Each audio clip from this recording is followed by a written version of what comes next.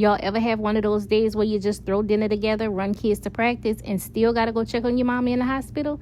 Yeah, that was me today. Y'all, I had gotten off of work and I knew I had a jam-packed afternoon, so I made a quick store run because I needed dinner to be simple, quick, and cheap. So I ran to Super One and grabbed some hot dog ingredients. Now, before I could even start, I had to clean my stove because them kids wasted eggs and they acted like they didn't know how to clean it up. So once that was handled, I boiled some water for my wieners, put a pot on the stove for my chili, and I just prayed they eat it because hot dogs and chili is not something that I normally fix. But listen, no time for fast food and definitely no extra money to waste. So this is what it was. Meanwhile, my husband was already good. He still had a little fish coupillon left over, so this was just for the kids. And once the chili was warming, I started cutting up the pineapple, but before I could finish, it was time to take Chloe to gymnastics. Now, before we even left, Chloe had to tell me a secret. She told me that a little boy touched her friend's no part at recess today, and the teacher didn't want to listen. I told her straight up, don't you let no little boy touch your no parts. You tell a teacher, and if they don't do nothing, you knock him out. And then we hit the road. I got Chloe to gymnastics, but let me tell you, I don't sit in there to watch her. She don't do right.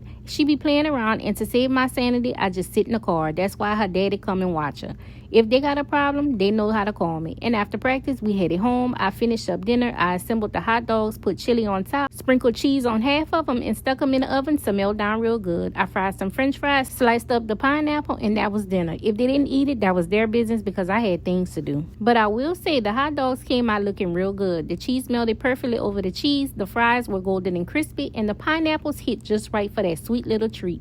It wasn't fancy, but it was a full plate, and that's all that mattered at the end of the day. Now, before I left, I gave everybody their instructions because I had to go check on my mom in the hospital. She had knee surgery for the second time, and Dylan got tired of me repeating them instructions, so he closed the door on me. But before I left, Chloe wouldn't let me leave without a kiss. She gave me my kiss.